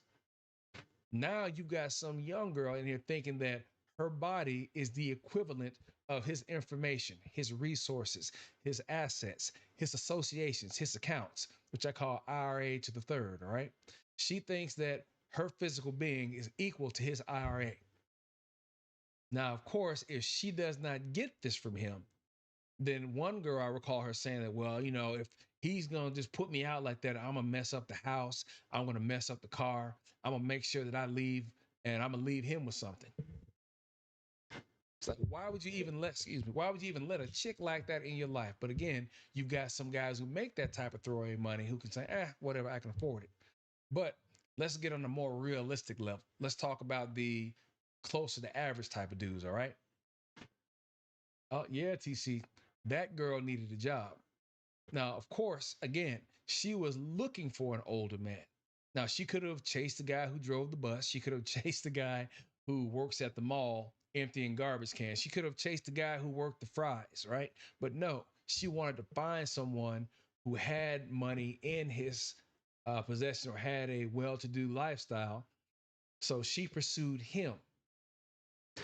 She could have had any dude possibly if she qualified for that, or depending on how she looks. But she chose someone who had something, not somebody that she had to work or to grow with. Now, she looked for somebody all at the finish line. Now, I'm sure we've all heard the statement that some women have made that I'm not going to waste my time trying to grow with a man. So think about the successful men who've been with that woman since their springtime. They've gone through spring, they've gone through summer, and they've entered into fall. So you're talking about the better part. If they met when they were 20, now they're in their mid 50s. She has been with him from the very beginning. Now, maybe she's had her own career. Maybe they found some way to make it work together, but that woman has been there. So she has earned her spot with this guy, as opposed to some young girl who, an older woman who is no longer that young girl, is telling them, girl, make sure that if you're going to be with this guy, he needs to get you paid. You need to make sure that he signs a severance package. Yeah. Oh, yeah, TC. She's looking for him to be her investment. So the question is that, what am I, as this older man, getting for my time with you? Her response, and I shit you not, well, you're getting my time, you're getting my body, you're getting me. So she said that if we break up, well, okay, cool. All right, I'm just going to go about my business. But if you break up with me, you need to make sure that you pay and take care of me. So this guy is an investment. And this is what I want to say. This woman's name was uh, Vonda Reese. I'll find the name and post it in my community page. But nonetheless, Miss, or should I say, Auntie Vonda said, girl, you make sure that you get you a severance package. Don't let that man just leave you high and dry. So I thought about this when I had a conversation with a partner of mine who already had kids, got divorced, moved to Germany to be close to his kids because his wife was German. But he and I were talking about this subject one day, and he said, yo, check it out, John. Because of the fact I've already had kids, if I get back in another relationship, I'm not looking at either getting married or having kids because I don't want to go through this thing of this new girl wanting money from me for children that we may have when I still have money that I've got on the table that I'm keeping for kids from my first marriage. So that becomes another danger zone for a guy in his fall time frame if he's already had kids. So let me bring this back up here for everybody. So if this guy has already had kids here, he's going to be sitting in a point where he's got to reassess his values. Now he's got to consider, what am I going to be losing if I were to go into another relationship and get divorced again? So you already see that I've got up here that we've got potential downsizing your home. We have the issue of your retirement now being affected because you already have slotted yourself to take care of the kids from your first marriage. But now if you end up getting divorced, you may get into some type of mess with this new woman about, hey, well, what about me? How am I going to be taken care of? All right, we're starting to get slippery here, man. That's starting to become a mess here. Let's go past that. Let's not talk about the bad things as far as divorce or anything like that. Let's talk about if you get yourself into a relationship where you do get married again and it's a good turnout. All right, I salute that. All right, hey, salute if you're able to do it again and make it work. But there's some consequences that needs to be considered nowadays if, as an older man, you go back into the marriage game and now you're at that age that you're getting close to retiring for good. That is, if you're some of us military guys who are looking for that second retirement. But let's say if this is your one and only retirement and you're getting close to that, and you've already suffered from a divorce once. You lost your house, you lost your job, the kids took that. I don't want to paint the country song where, lost my dog on the backside road, car just died, had to get it towed. Wife left me for another man, and I'm crying over you. Man, that depressing shit, right? But I have met dudes like that who have lost greatly, but they built themselves back up. And that's the one thing that I want anyone, if you're looking at this live on the replay, to keep in mind. You can recover from that if you are purposeful. There is nothing that says that you cannot get your game plan back together. But the only way that you can do that is if you've got And I'll say this, a career field, a mindset, or maybe the combination of the two that you can act upon. Case in point, I'm in IT. A couple years ago, I had a house fire and it burned everything in the world that I had except one computer, my wallet, my phone, and my puppy dog who's on the other side of this door. Stop. That you guys can't hear, but she's tried to open it a few times. But anyway, that's all I had left in the world to include the clothes on my back. Now I had to spend a couple $100,000 to get myself straight again. And I'm still working on getting myself built back up to where I was previously. But here's the thing, I'm in IT. And because of the fact that I'm in the IT career field, it's easier. I don't want to say easier, but I've got more opportunities to get myself back into a particular frame, not to mention to exceed that because I've got 26, actually 28 years in the field. I've got 140,000 hands-on hours inside of IT itself, bachelor's, master's, IT certifications, and mostly experience and exposure. So that helps me, and which has helped me. All right, I've got myself built back up, built a new house, and company's been doing fine thus far with contracts. So I was able to rebound. Now, Kevin Samuels had made a statement before, and girls, if there's any females listening or guys who are not down with that, I'm just making a statement about something that he said. I know a lot of you don't accept the ideology, but he did speak some truths, but he did speak sideways about a few things here and there. But the one thing I will say that I agree with him that is that if you are purposeful and you've already made your mind up and you've made a plan about where you want to be and what you need to do to get there, you execute. You can recover from that type of mishap. But the problem here is that sometimes you have people who in life have not made good decisions in their spring, summer, or fall. Now, we've seen the guy who's had kids since he was able to start putting it someplace. We've seen guys that have got 8, 9, 10 kids, and they're not Cam Newton or Nick, what's his name? Nick Cannon. You know, they're neither of these guys, but they've still got multiple kids out here. And now they're getting into that age range to whereas if they haven't been paying like they need to, you get your check garnished. Yeah, their hands get all in your pockets, making sure these kids get that money or what you can pay. I've heard guys say, you know what? I just don't even bother working because the more money I make, the more they take from me. Well, shit, why are you out here making kids? So these are those things that no one takes into consideration when you're 19 or 20. You can get some girl to say yes. Now, fellas, the second thing that I'll say here in this time frame here, which is dangerous for us older men, is that there's also this movement called the hospice wife. Now, that was on another one of my shows, and it kind of feeds into what we're talking about right now. So, all right, smoke this over with me. The hospice wife is this I don't know, this arc, this character, to whereas she believes that a man trapped her into marrying her so he can have a caretaker in his later years. Yeah, this is a thing. If you were to go out to YouTube, go out to TikTok and type in hospice wife, you will see all types of vitriol talking about, oh, these older men, they're all broken down, their bodies are diseased, they've drank themselves to death, they partied out, and now that they've done that, they want some girl to come in and take care of them. Therefore, you know, she's tricking them and not telling his medical history. These men are the worst. And it was an older black woman in our age range, or at least close to that. I know that she had to be at least over her 40s. Now, again, I'm not shooting at the sisters or anything like that. I'm just saying here that generally, when I've seen this type of vitriol being leveled, it's normally our sisters shooting at us. But more so talking about, oh, hey, these older men, you got to watch them. And what's the solution that they've been told? Do not talk to older men.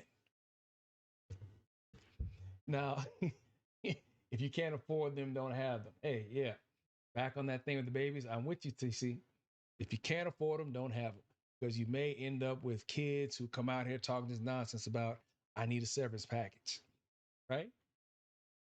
So anyway, what you've got now is a situation to whereas you've got older women who are no longer that young girl that can go out here and command a certain type of man, command a certain type of experience or treatment based on how she looks. So when I think about these older women, I see making these videos talking about, oh, men are bad. Oh, stay away from older men. You're going to get forked or anything like this. These women seem to all have the same characteristics that I notice. Um, Not overly attractive. Let's go ahead and put it out there like that. Contentious, adversarial, not to mention just behaviorally disruptive. That's what I'm seeing. And funny enough, one or two of these that I'm talking about right now are even married, but yet has the worst thing to say about a man. What does that say about the guy that she married? Obviously, his home is not his castle, and he gets the chance to be in her house. Yeah, this woman is talking sideways about, oh, stay away from these older men. They've got diseases that no telling what's wrong with them, and they're lying and they're keeping stuff from you. Hey, young girl, stay away from him. These guys are going to ruin your life. Now, it's funny though, when you step back and look at it, we've had this conversation before that as a man who's gotten to be the age of 50 right now, as I said before, I am in my fall period right now. Now, in my fall period, I am considered to be probably the best catch for a woman in her late 30s to her mid 40s. Because if she's wanting to get married, remember now, no one wants to marry that young guy. And what's the reason that they don't want to marry the young guy? Let's think about it. Now, this is going to be something that some of us older cats have been through. We've talked about it with some of the younger ones, or we've tried to, but it's generally accepted. At the age of, we'll say, 22, you got a male and a female. Who is more valuable right now? Right now, she is, because her value is as high as it's going to be at that point in time because of her youth, because of her ability to have children. Now, this is not to be a sexist lesson or anything like that, but this is just something that's based on actual biology, meaning that there is a short amount of time that she can be effective and purposeful, especially if it comes to do excuse me, if she's looking to have kids. But him, remember, he's 22, she's 22. His value is not seen at all because, well, you're broke. What do you have to offer? What are you bringing that'll make a good life for us? We can't get around in your bus pass. So he's got to spend time building himself up. He's going to have to work to add value to himself before he can consider such things as a relationship that will lead to marriage under the age of 30. So, under the age of 30, that young man has got no real true value per se, unless he's a professional athlete. Now, again, that's a different type of dude altogether. That's a different type of money. That means that you can go from being 18 or 19, depending on how well you are, into being 20 years old and a multimillionaire. Or maybe you go to college, you get out of college, and now you've been drafted by a major sports team: basketball, football, basketball, football, baseball, uh, hockey. But anyway, you get the picture. You are going to have immediate value, and these girls, if they can, are going to look for a professional athlete, an actor maybe. But for the girls who don't get those guys, they're the other dudes out here. Now, we're not saying that they're going to have that ball of money like these guys who are, buying yachts or small islands someplace that they can go and retire to in the off season. But make it clear here. You got to make it clear that his value is not seen as of yet. He's not going to see any value until he's probably in his late 30s, early 40s. But her value, depending on if she's been a pretty baby her entire life, which means she was an attractive adolescent, now she is an attractive woman, she is going to have the peak of her value right now. So again, that older man, if she is not looking for him, yeah, you do have these guys who are going to date younger women. But here's the thing now: is a 40-year-old woman really a young girl? Ask yourself now. I'm 50, 54, maybe 55. You've got guys who might be even 10 years older than me, maybe 20. But they are looking at that 45-year-old, that 40-year-old. Some even go down past 30 or even lower. But nonetheless, when you hear women who are 46 or 56 talking about, oh, they're messing around with a younger woman, they're talking about these 45-year-old women who are almost 50. How is she a young girl? How is this guy tricking her? She's making a choice. She can either tell him yes or she can tell him no. So there are no tricks here. I've said before, you cannot trick a woman out of what's hers. If she likes the guy, he may get lucky. If she thinks he's cute and she likes him, he may get lucky. But the minute he does get lucky and she lets him through, he beats it like a heathen and runs off.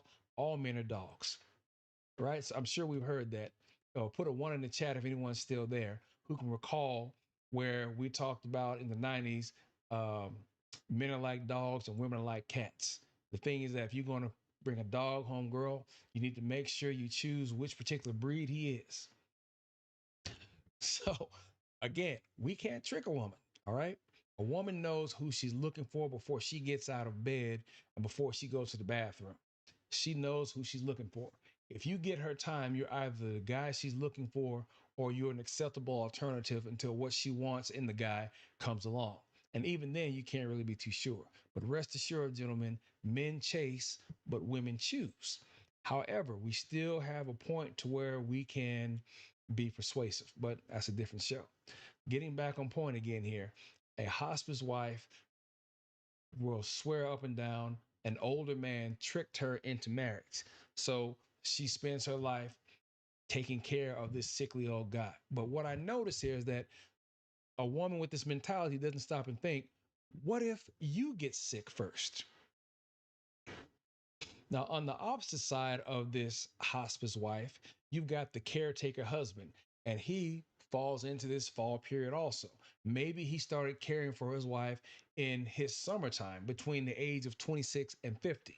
The thing here is that it's not that one sided. You've got men who have been caring for sick wives as well. And they've done this from the age of 25, 55. And I've seen it to where it's even made it into the winter. All right, but we'll get into that in a second. But getting back on track here, make no mistake, when you get into those fall years, you've got to give some serious consideration. What have you amassed as far as assets as a man? Now, as a woman, you have to ask yourself, I'm starting over again. My husband died. I have to go back into dating. What's the dating environment like? Now, that's not too different for men as well.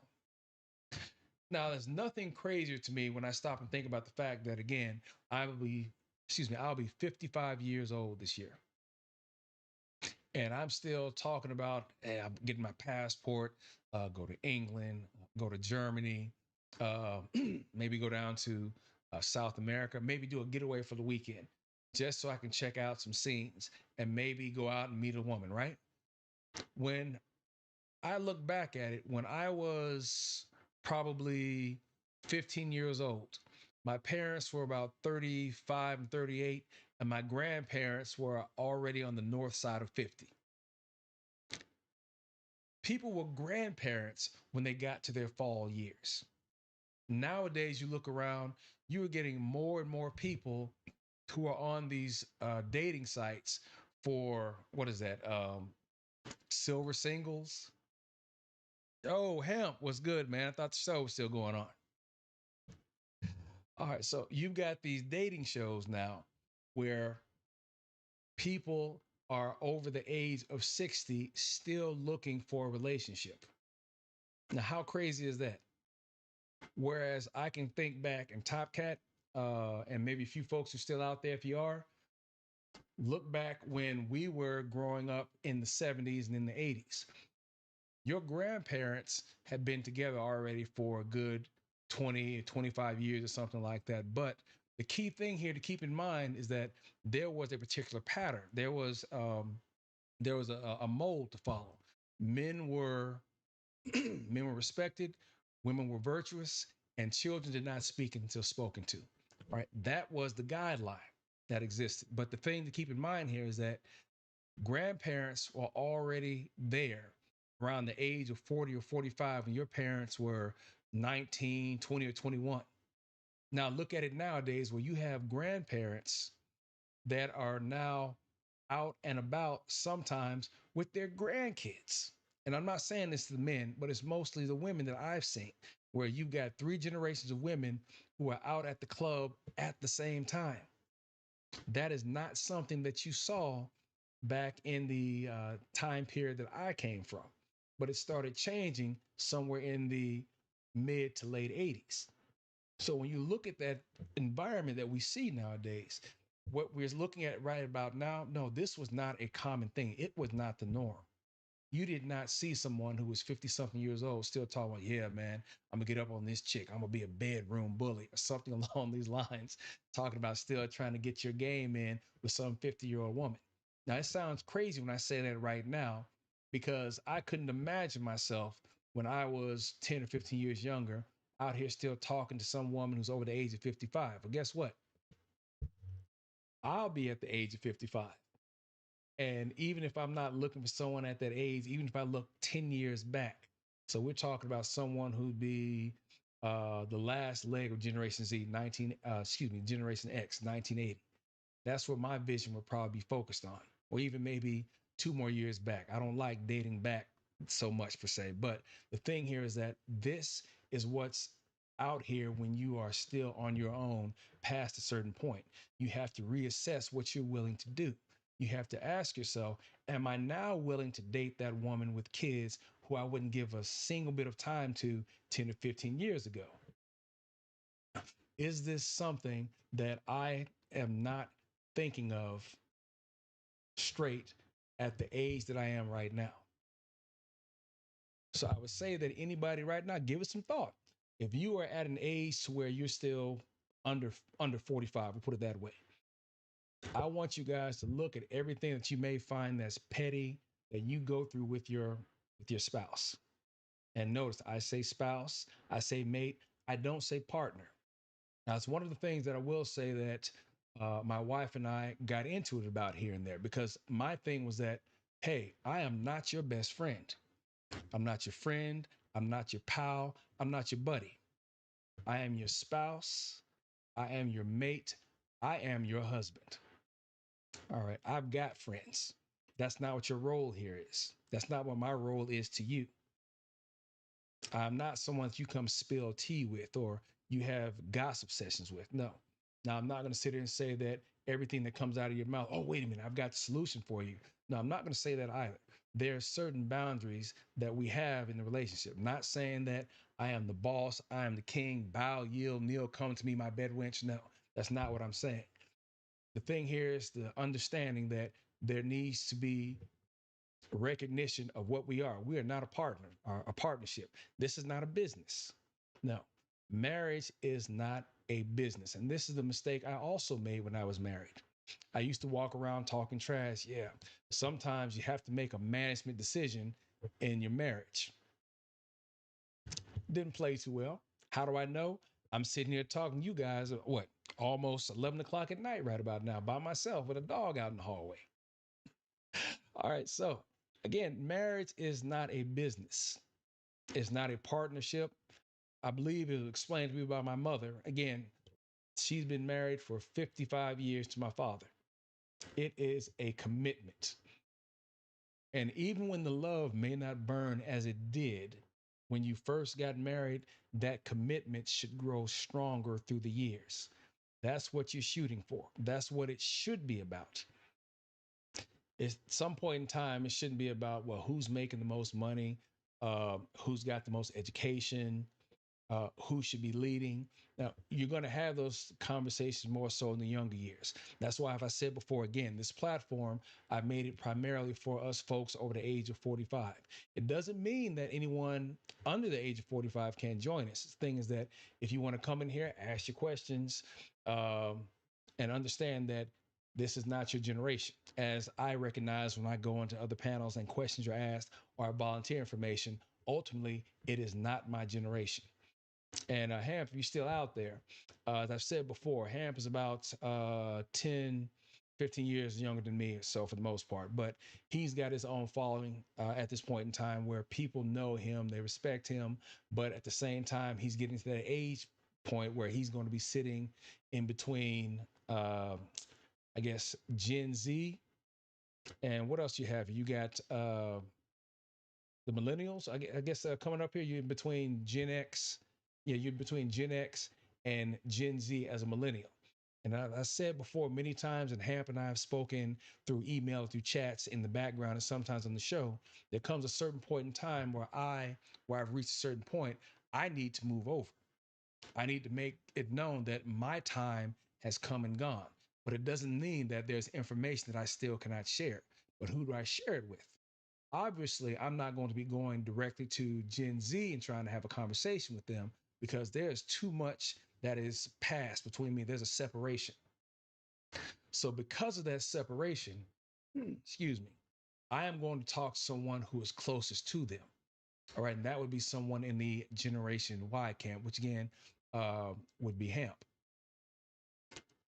There comes a point in time where you have to understand that what we live by, what we stood for, that might not be the goal or the direction that others want to go in. But it doesn't necessarily mean you can't share information to be influential, to help make the better decisions. What I want to do right now is to ensure that people understand that there's going to come a point in time where you're going to be in your fall years and you're going to start having second thoughts about, excuse me, what you did in your spring and in your summer. All right, that's going to be that reassessment period. What am I doing? What have I done?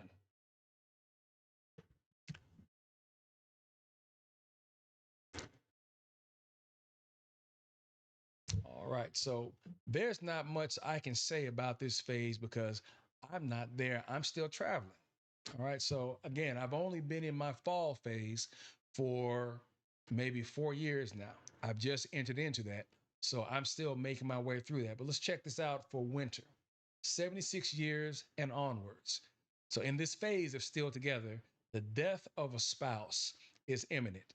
However, if the union has lasted up until this season and is still going, unless harbored, every day, and when I say unless harbored, unless ill feelings are harbored, every day with sunshine is appreciated and nothing for granted is taken. So I want you guys to take a second, just go back and take a look at this and imagine your winter years. If you have somebody in your life, imagine entering into winter. And I don't mean to say this to have dramatic effect, right? But imagine entering into winter by yourself. And that is even if you make it to winter. So I'll tell you what, let's back it up to fall right about now, okay? So if we back it up to fall, again, that's going to be 51 years of age, excuse me, 51 years of age going to 75. In between that 51 and 75, you ask yourself, what have I done to invest in the future? Have I tried to make changes in certain behaviors that were considered to be unsightly, non-productive? But more so, if I'm doing that, the question is, if there's anyone that I've spent time with, are they doing the same as well? Are they looking at their behavior as opposed to just looking at me, considering it's your fault? Now, this is not being directed at anybody in particular right now, because I'm sure we can all think of instances where we could have done better, but we didn't. But after a few years out of pocket, you stop and think about it. You know what? Maybe things weren't that bad. So here's the expression now of spin the block. Whereas, maybe I'll go back and have a conversation and see what's different. Now, that doesn't work with everybody. Now, guaranteed, I've heard some people say, yeah, my ex wife and I broke up 5, 8 years ago, but I went back, had a conversation. We started seeing each other, and we're married again. Matter of fact, we just had another child, which is crazy to me. But when you stop and think about it, well, you had your first child, if you did have any with her, so you have another child, it's still the same woman. The money is still in the same place. Granted, you're going to look crazy over at graduation. Is that your granddad? No, those are my parents. But still, it's the same woman. but you were able to make amends. Now, that's not going to be the case with everybody because there's sometimes not that level of maturity or willingness to change once you get to a certain point in life, especially when you get over 45. You just get set in your ways. So if you make it to your spring or make it through spring and get to your summer, and you still have not been married that first time, just once, or just one time, you're 45, 47, and you've never been married, the question now is, excuse me, what is the benefit? Because if you're still working as a man or even as a woman, and you get married late and you run into that issue of divorce, what is it that you're going to be losing now? What assets could you see that can be lost? Now, let's look at it from the other side. What happens if the best of possibilities occurs? Let's say that you're still with that person, spring, summer, fall, and you're going into winter. Maybe you're both still healthy enough where you've told any kids, if you have any, y'all leave us alone. Or if they're not telling you leave us alone, they'll say, you know what, we're just going to be fine by ourselves. We're just going to put some money aside, we'll downsize, move to a different house, and we'll stay with each other as long as we can. Now, granted, as kids, when we get to be a particular age, such as myself and all my siblings are, and you start looking at your parents and you start realizing as people around you start dying,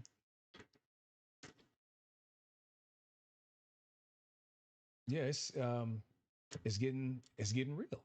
If it hasn't been real, you watch aunts, you watch uncles, you watch grandparents. Just recently, I've had a childhood friend that passed away, two of them, and we were all in that 54 to 56 range. One was a heart attack, or I want to say maybe both of them were heart attacks. But nonetheless, the thing here is that there's a certain point in time when you realize you are the old head. And once you become the old head, the question is, are you doing anything better to prepare those behind you than the old heads that were in front of you? I don't think about it too much till every now and then I get on a panel with either Fatty, with Hamp, or maybe with a cat I call Game Changer. I may make my comments. I don't think about the age gap too much until I'm talking to people who are having issues with trying to establish relationships with people within their own age group.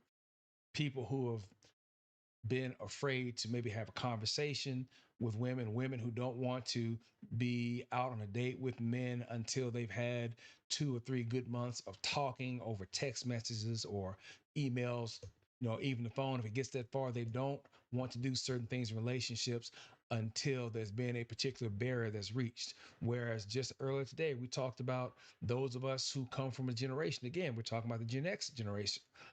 Whereas if I saw you out, I approached you. If I was in the club, I'll be looking for a pen or paper. Hey, hold up for a second. Let me go ahead and get your number. Running back to the bartender. Hey, can I get a pen and a napkin? Something along those lines. Nowadays, people have got their phones with them, right? There's always going to be that change here. But the thing here is that when you establish something with somebody early on in life, whether you wrote it down on paper or you got it in phone, when you get to a certain point in your life, the question is there going to be somebody there with you, or are you going to do it alone? That's the point that I'm making right now as I talk about winter. So when you get to 76 years of age, hey, my hat's off to you, all right? As I said before, my parents have been married through all the seasons: spring, summer, fall, and winter. And that is an achievement. I am thrilled to death to be able to say that my parents are still married. And I wouldn't say that the love is any different, but I would say that there's a level of commitment that you must have to make it this far and still tolerate looking at each other in the morning, sitting up when they do get up. One of them is getting coffee together for the other one, and they're sitting out front, uh, reading their morning or their daily devotional, drinking coffee. Now that is still a comforting sight for me to see, when I am home on vacation. But I know that one of these days, the phone call may come. And when that phone call does come, the question that I'm asking myself is, will I be able to handle it? Because they've been here since I've opened my eyes.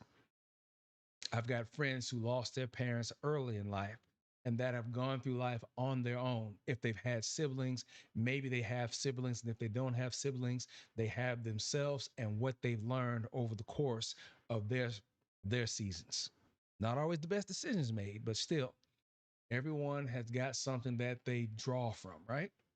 But again, looking at this 76 years and onwards, do you want to be that person who is not taking the time to make corrections in your life, in your behavior, and what you say and what you speak?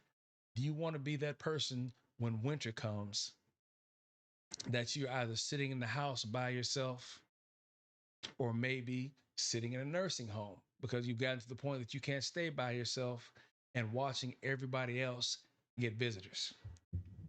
Something you have to ask yourself, right?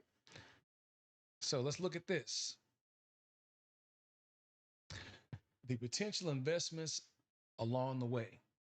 So, what I'm saying here is that there's something that we need to do to make sure that we can avert that loneliness or that isolation that may come if we don't take the time to consider what happens after summer, if you're still sitting in your summertime frame, or for some of us, what happens after fall if we've just started our fall.